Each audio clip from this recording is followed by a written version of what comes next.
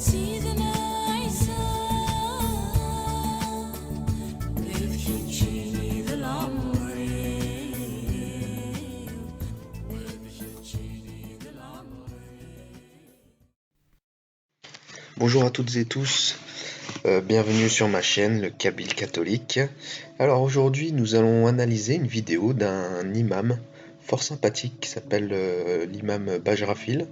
Donc comme d'autres imams sur internet qui est très présent sur YouTube, on peut citer par exemple l'imam Rachid El Djei, vous avez également l'imam Boussena de Roubaix dans le nord de la France.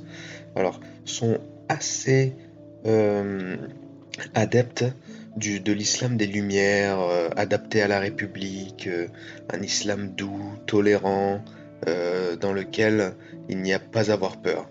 Alors, à travers cette vidéo, je vais essayer de tenter d'éclairer, en tout cas, de décrypter ce qu'il dit, afin bien sûr que vous ne soyez pas bernés. L'imam Bajrafil a beaucoup de succès. Il est régulièrement invité sur les plateaux de télévision, sa voix est écoutée, que ce soit par les musulmans ou même les non-musulmans. Il est imam à la mosquée d'Ivry-sur-Seine. Alors maintenant, je vous propose de regarder quelques extraits de l'interview qu'il a eue et nous allons ensemble la commenter. Bonjour, je m'appelle Mohamed Bajrafil, je suis imam à Ivry-sur-Seine.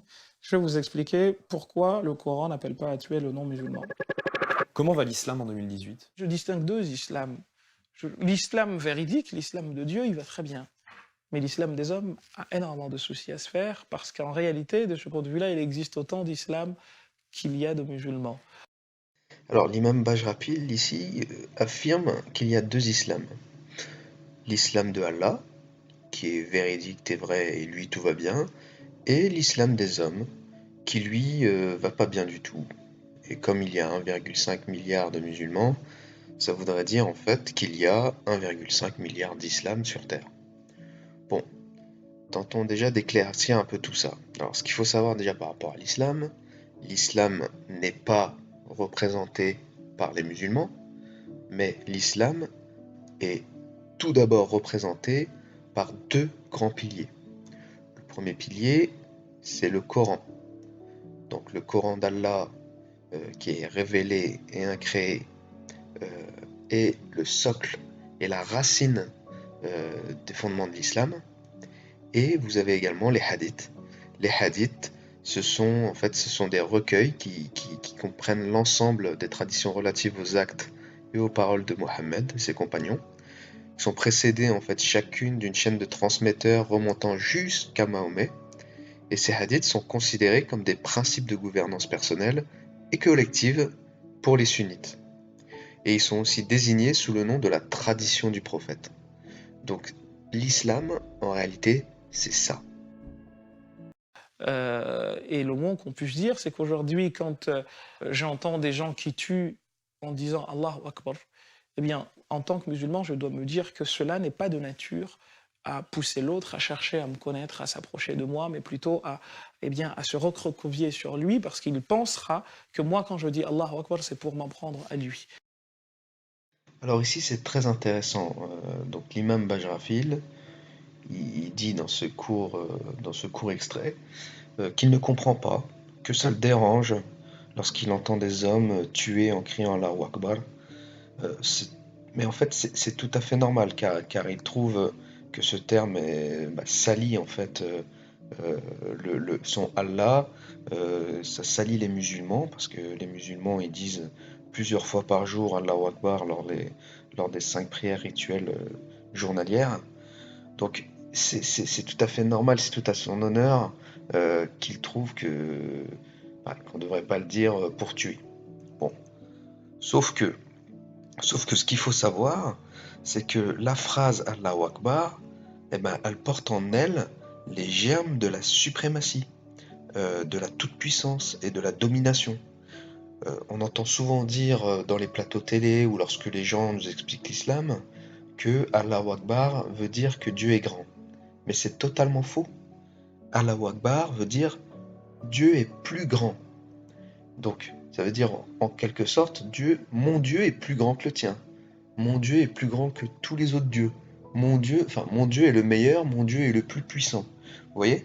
Donc c'est vraiment ça que ça veut dire. Et lorsque les tueurs tuent, quelque part, c'est une manière d'affirmer qu'ils détiennent le vrai Dieu, qu'ils détiennent la vérité, et que donc ils sont plus puissants que ceux qui croient en d'autres dieux. D'accord?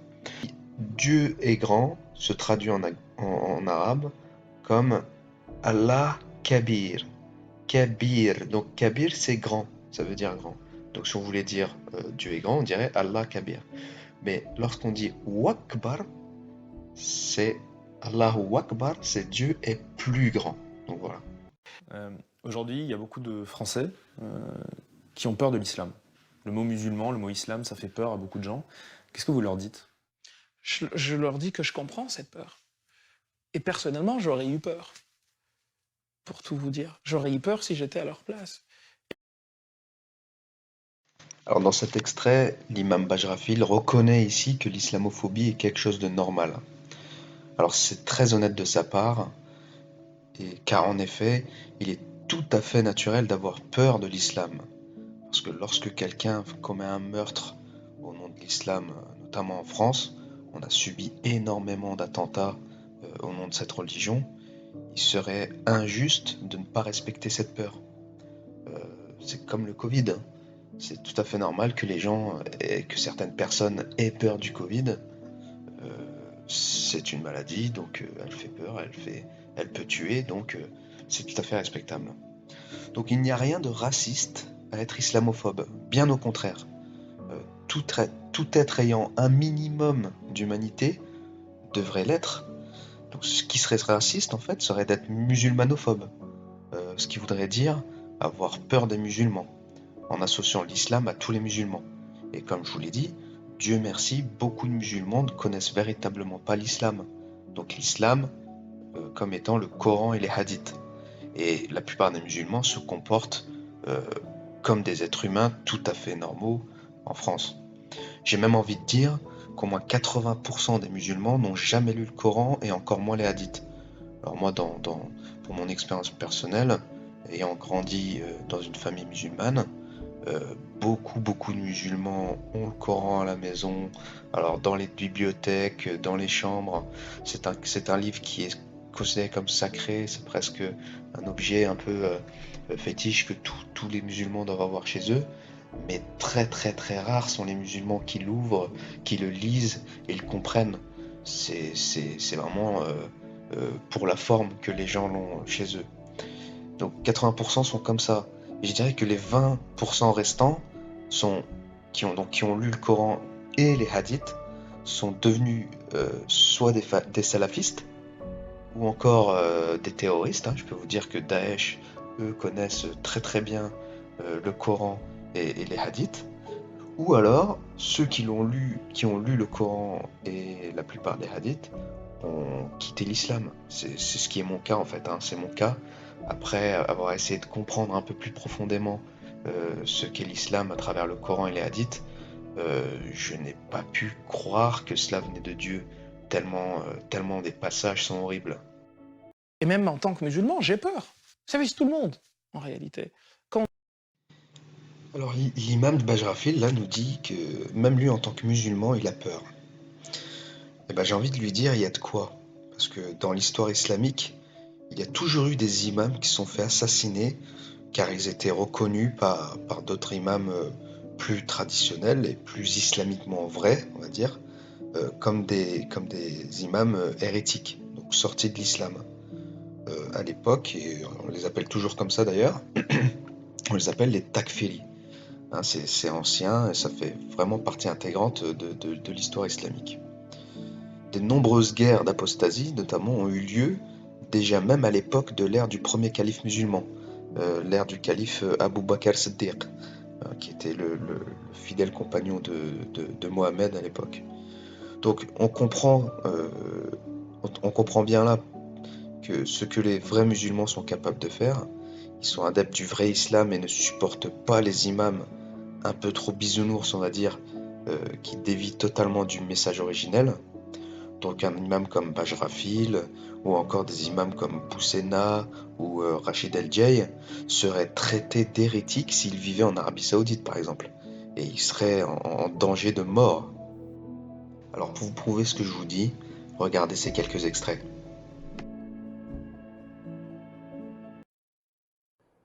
والحق أن مصطلح الإرهاب هو مصطلح محمود ومصطلح مطلوب شرعا، وقد تتعجبوا كلمة الإرهاب هي مصطلح يريدها الله سبحانه وتعالى ويريدها الرسول صلى الله عليه وآله وسلم لقول الله تعالى: وأعدوا لهم ما استطعتم من قوة ومن رباط الخيل إيش؟ ترهبون به عدو الله وعدوكم. إذن مصطلح الإرهاب مصطلح مطلوب، وهؤلاء يحاولوا أن يتلاعبوا بالمصطلحات. فأي إنسان يريد أن يطبق شرع الله وأن يواجه الكفار بالطريقة الشرعية يرمى بأنه إرهابي، والإرهاب مطلوب في شريعتنا. ولا بد أن نعلم أحبتي في الله أن لفظة الجهاد إذا أطلقت فالمراد به قتال الكفار لإعلاء كلمة الله تعالى. إذا جاء لفظة الجهاد في سبيل الله لا يصرف الذهن إلا إلى قتال الكفار لإعلاء كلمة الله سبحانه وتعالى، ولا ينصرف إلى غير القتال، لا ينصرف. Nos imams français sont donc inconscients, car ils prennent un message erroné de l'islam, ils l'adaptent aux lois de la République afin que le discours soit accepté de tous, mais c'est une véritable hérésie. C'est une hérésie du point de vue islamique, mais c'est également un véritable danger vis-à-vis des musulmans et de la société. Alors en effet, ce discours qui s'adapte aujourd'hui à la République ne sera plus le même demain si les musulmans deviennent majoritaires en France.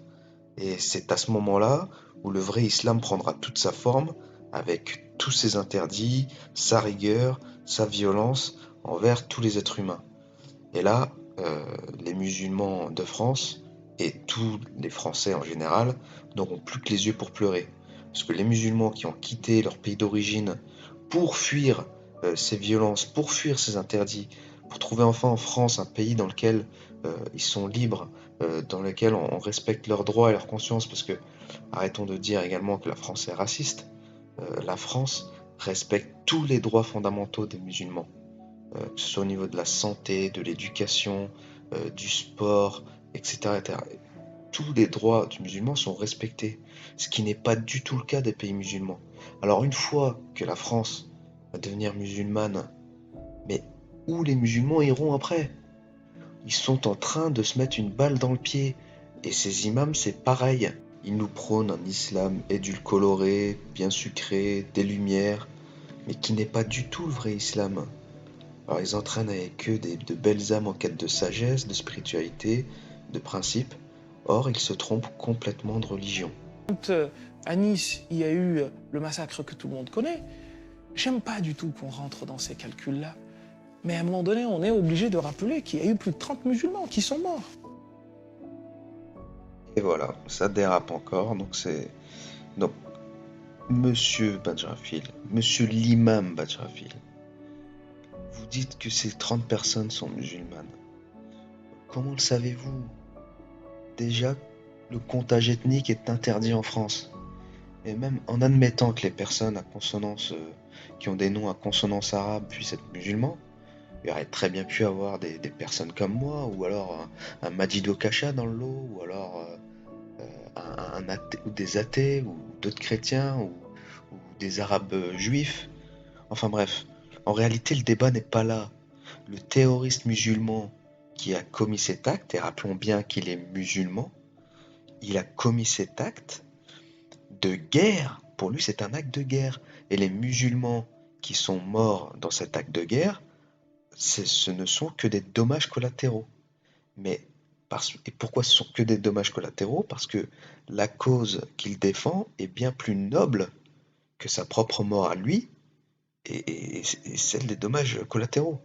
Donc, il n'y a qu'à voir tous les attentats qui sévissent dans les pays musulmans pour s'en rendre compte.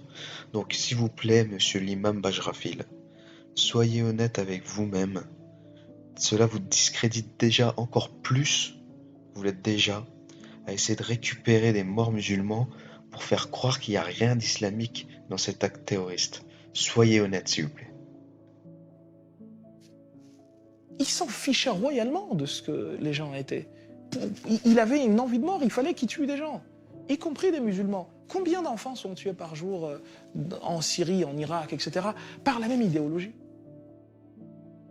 Très bonne question, monsieur l'imam. Alors comme vous dites, cette idéologie s'appelle l'islam. Vous pouvez la citer, s'appelle l'islam. Et en effet, c'est un problème mondial.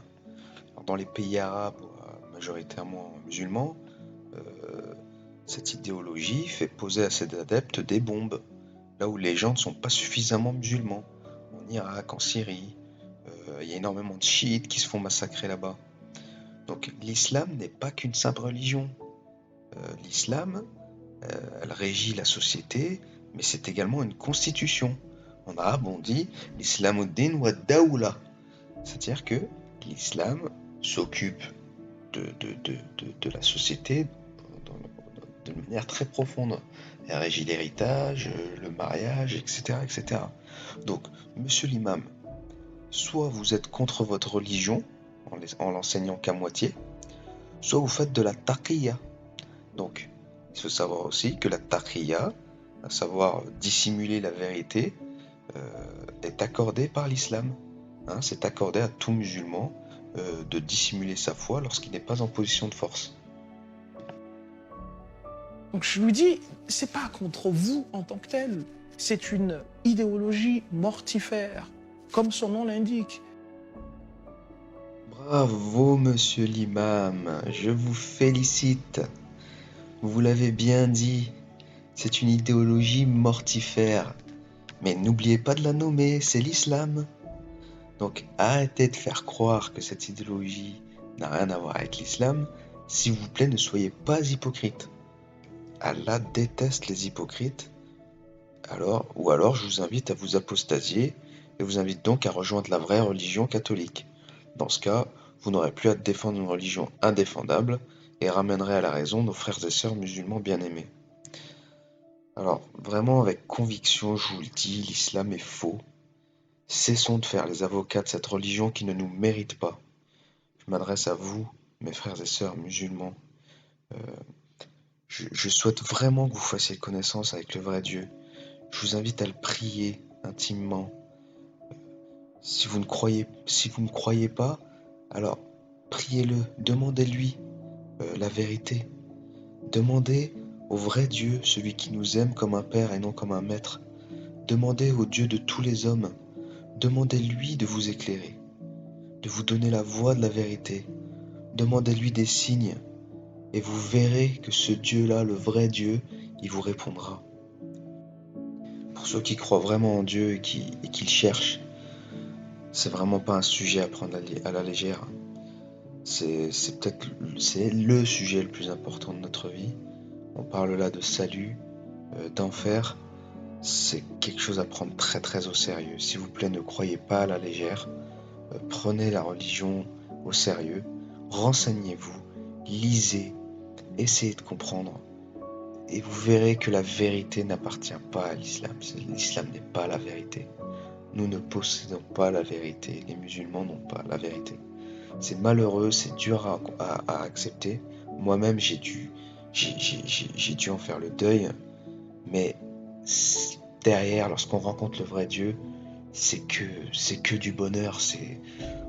On est rassuré, on se sent enfin on comprend notre religion, enfin on l'embrasse à 100%, enfin on n'est pas obligé de se justifier de quoi que ce soit ou d'essayer de défendre des contradictions, des malentendus. Vraiment, je vous invite à faire ce pas et voilà, et à sauver votre âme. Donc je vous laisse sur un extrait d'un vrai imam cette fois, d'un imam pas hypocrite, qui va vous confirmer en fait que le djihad et la lutte armée est une obligation du bon musulman. Et voilà, donc je vous dis à très bientôt. N'hésitez pas à vous abonner à ma chaîne si vous la trouvez sympa. je risque de faire de futures vidéos encore. Merci encore, au revoir.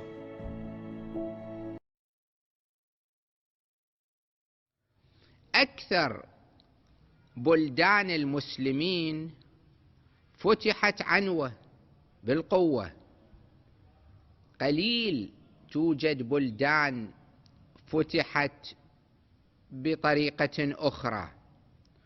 المدينة المنورة أسلم أهلها عليها طوعا، هاجر إليها النبي صلى الله عليه وآله، والإسلام منتشر فيها، ما فتحت بالقوة. لكن مكة المكرمة فتحت بالقوة، العراق فتح بالقوة، إيران، تركيا، مصر، الشام، المغرب، بلدان المغرب، أغلب بلاد الإسلام فتحت بالقوة بالقتال.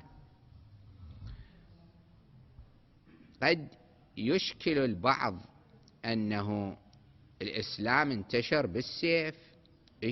الإسلام انتشر بالسيف، ثم ماذا؟ دين الله الحق بالسيف ينتشر بالقوة. إذا ما يجون الناس بالكلام يجيبوهم بالسيف، هذا أمر الله سبحانه. يعني ماكو داعي لهذه المجاملات لليهود والنصارى يحاولون يرضوهم أنه لا والله إحنا مو بالسيف، إحنا كنا كذا اضطرينا. ماكو اضطرينا، فتحوا البلاد الإسلامية بالقوة. هذا هو التكليف الشرعي، وهذا معنى الجهاد الابتدائي. الجهاد الابتدائي شنو معنى؟ أن الجيش المسلم يتوجه إلى الأراضي الكافرة، يعرض عليهم الإسلام، يقول لهم تصيرون مسلمين، إن وافقوا فبها، ما رضوا يقول لهم جزية، يدفعون جزية إذا كانوا من أهل الكتاب، ما يرضون يدفعون جزية قتال، أو إذا مو أهل كتاب جزية هم ما فيه، لو إسلام لو قتل، وما فيها مشكلة. خلي ينتشر الإسلام بالسيف، دين الله الحق ينتشر بالسيف، ما في أي مشكلة. النصارى واليهود الذين يسكنون يعيشون في بلاد المسلمين، هؤلاء يجب عليهم أن يدفعوا جزية سنويا مثلا. الحاكم الشرعي حسب، قد يقولهم شهريا، قد يقولهم كل 6 أشهر، وحسب وضعهم المالي يدفعون جزية، مو بلاش يقعدون ببلاد المسلمين.